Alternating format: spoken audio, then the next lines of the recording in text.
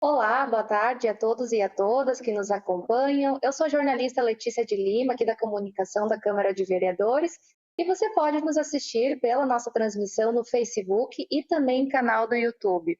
Hoje a nossa transmissão, o nosso programa, ele está especial, está diferente, porque nós estamos celebrando nesta semana aqui na casa a Semana da Conscientização sobre o Autismo.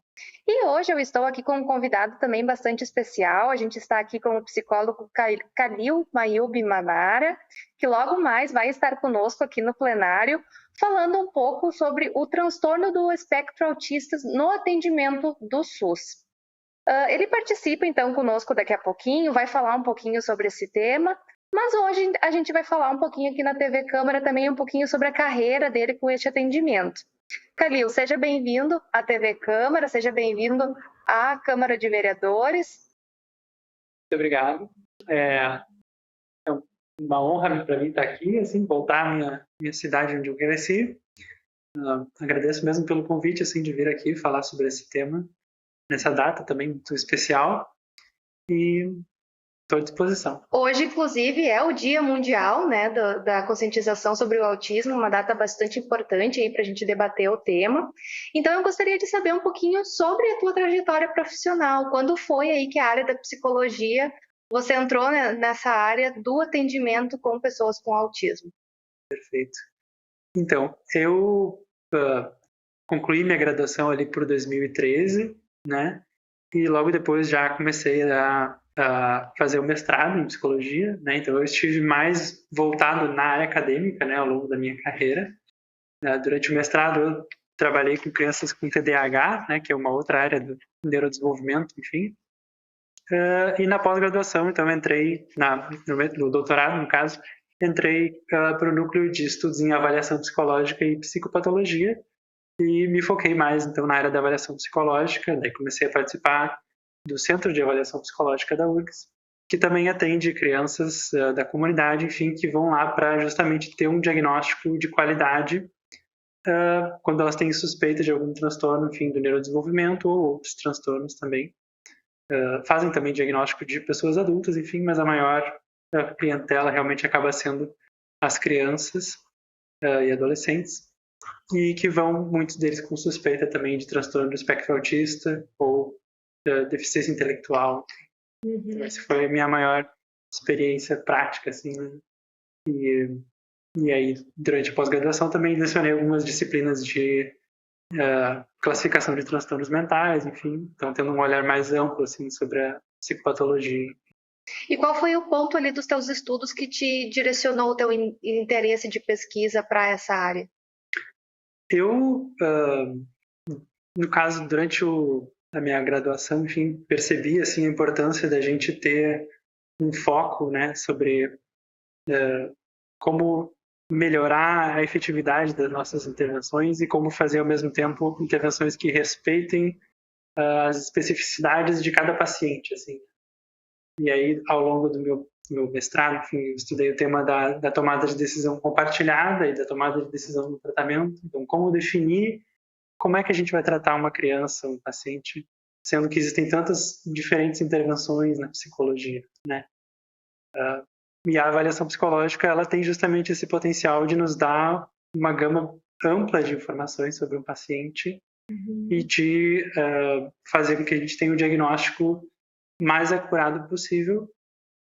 E o diagnóstico ele vai servir justamente para a gente saber que a intervenção que a gente está fazendo, ela está sendo aplicada em um paciente no qual ela já foi testada de fato, né? Então é um paciente diferente daquele que foi usado, que foi na pesquisa demonstrado que aquele tratamento funciona bem, né, para aquele público, né? Então esse casamento entre o melhor tratamento disponível com a pessoa que a gente sabe que esse tratamento tem uma boa probabilidade de beneficiar, a avaliação psicológica tem justamente esse potencial de nos ajudar a fazer isso.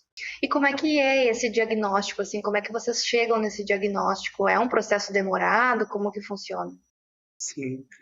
A gente tem papéis para diferentes profissionais nesse processo, né? Então, os profissionais da atenção básica e os próprios pais, eles, quando as crianças são muito pequenas, né, vão idealmente, né, perceber alguns sinais, né? Então, diferenças no contato visual, diferenças em como a criança vai adquirindo a linguagem, quanto que ela participa de brincadeiras, etc., que já são indicativos, né, de que pode ser um caso de transtorno do espectro autista.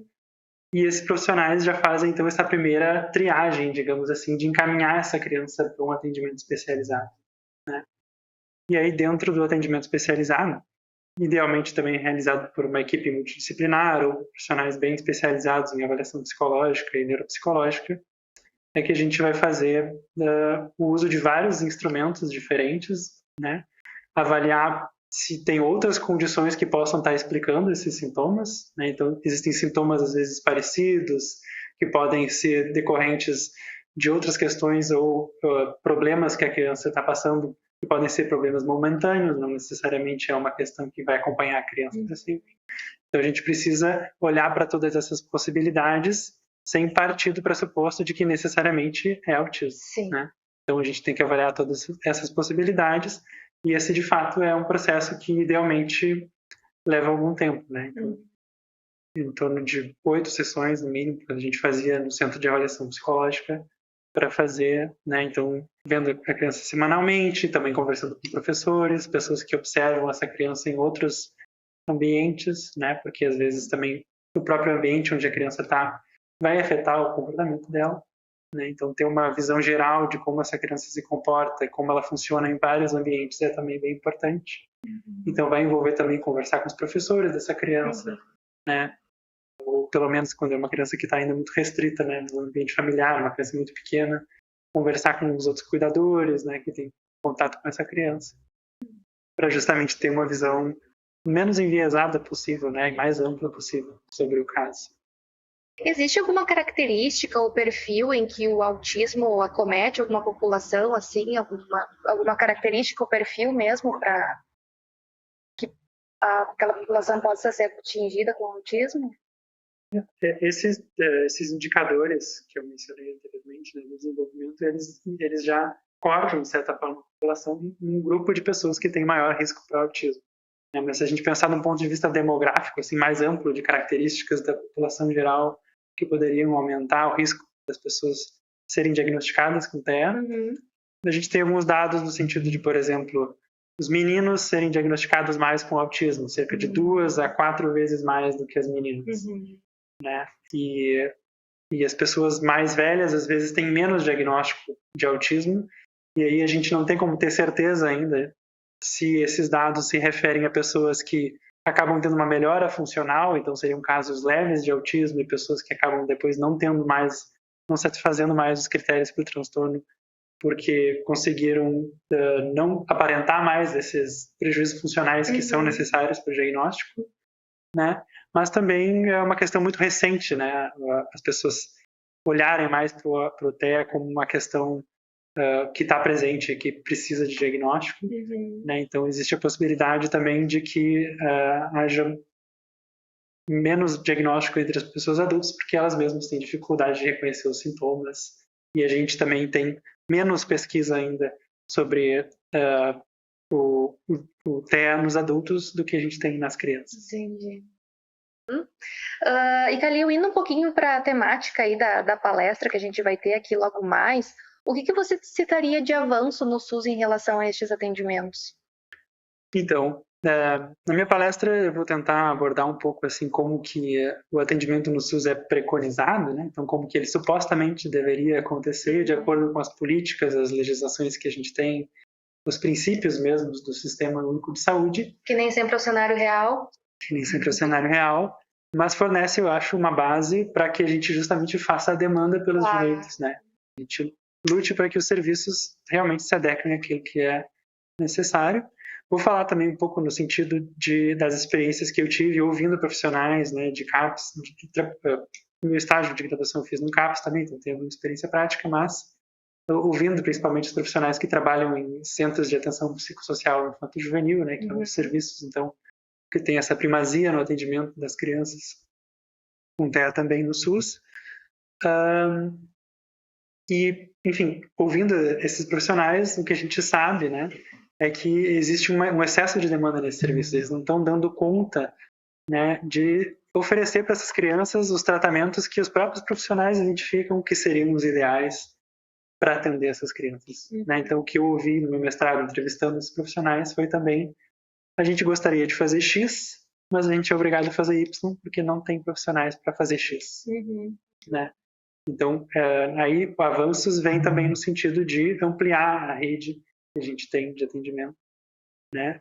E acho que o Estado está também já tomando algumas atitudes, né? Eu sei que a gente tem uma política de cuidado das pessoas com TEA no Rio Grande do Sul, que acho que foi instituída em 2019, que já está preconizando um aumento, né, dos centros de atenção às pessoas com TEA, e que vem sendo regulamentado, enfim, acho que a ideia é que sejam instalados vários centros de referência, né, ao longo do estado, enfim.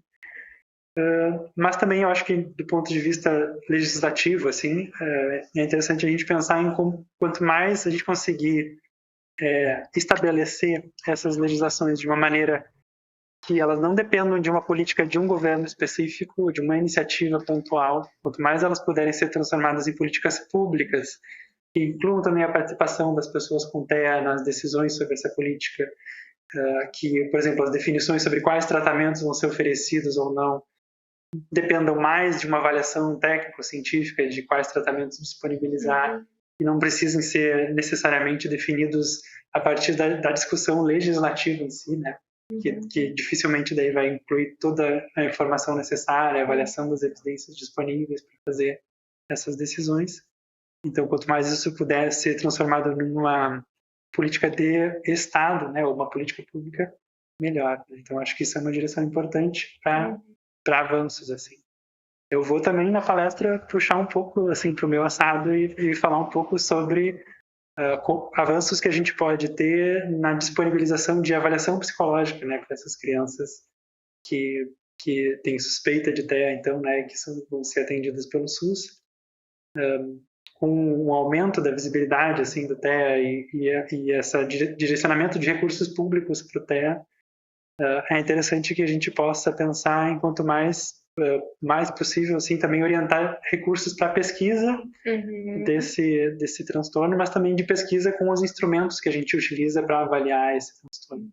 Então a gente tem iniciativa aí de doutores, enfim, pessoas de uma excelente formação ali na Universidade Federal do Rio Grande do Sul, pessoas trabalhando com autismo, desenvolvendo instrumentos e tal, mas que seria interessante que a gente pudesse ampliar ainda mais, né? Dar recursos para que os estudos que avaliam esses instrumentos fossem feitos com populações maiores, mais representativas, porque daí a gente vai ter mais certeza de que os instrumentos que a gente está utilizando são acurados para fazer essa avaliação.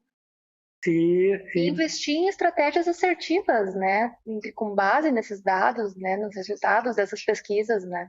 Eu acho que existe oportunidade de que esses instrumentos também estejam mais disponíveis para os profissionais que atuam no SUS, né? Então, porque são instrumentos que não são também sempre gratuitos, né? Então, que depende às vezes da decisão do profissional adquirir um instrumento para ele poder usar na prática clínica. O que, por exemplo?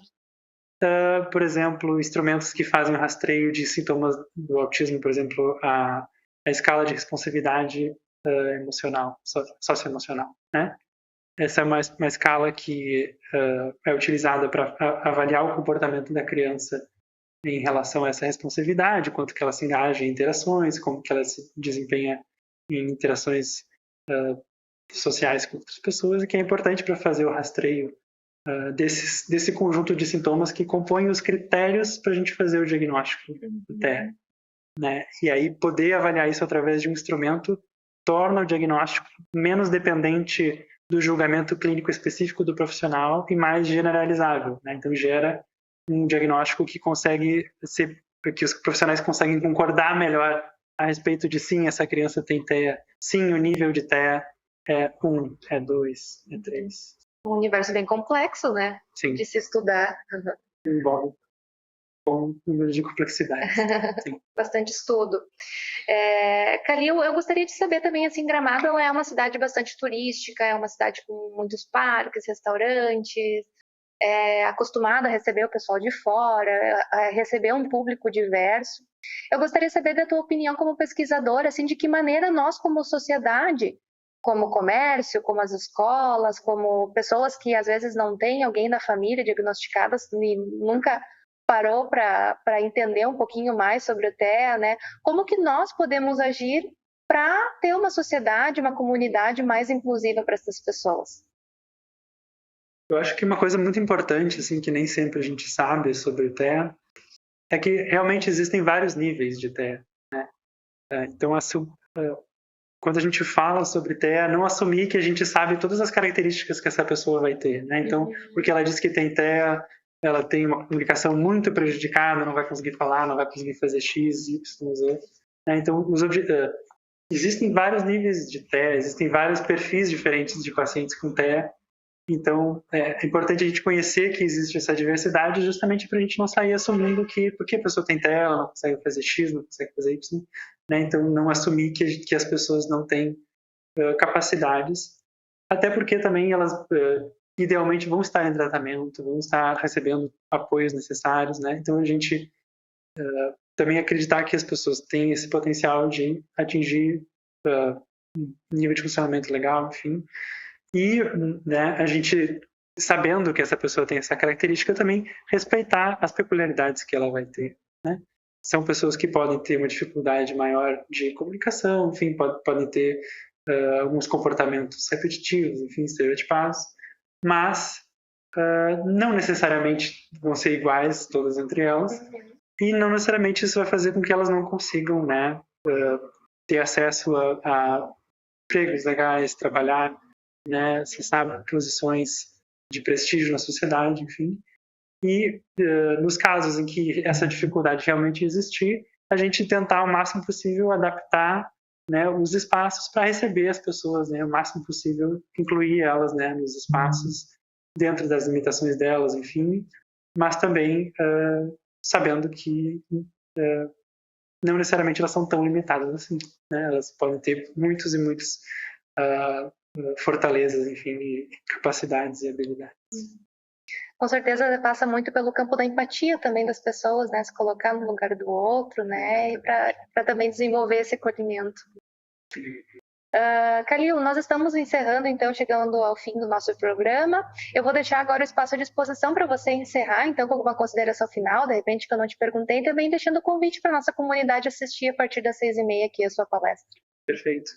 Então, convido a todos para, né, estarem presentes aqui na Câmara de Vereadores do município de Gramado para falar, então, um pouco sobre o TEA e como as pessoas com TEA vão ser atendidas no Sistema Único de Saúde e quais, né, caminhos a gente pode seguir para seguir melhorando, né, então, o atendimento que é dado a essas pessoas pelo nosso Sistema Único de Saúde e a integração dele com outras áreas também, né, inclusive educação, assistência social.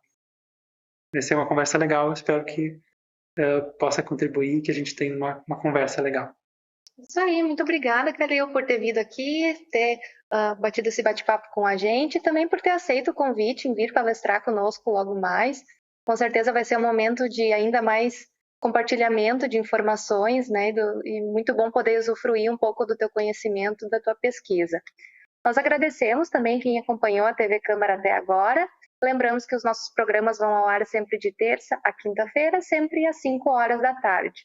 Logo mais, então, aqui às 6h30 da tarde, você acompanha a nossa palestra também transmitida pelo Facebook e canal do YouTube, ou também, se quiser vir até aqui na casa, o evento é aberto, gratuito, a toda a comunidade. Amanhã nós voltamos com mais TV Câmara. Até lá!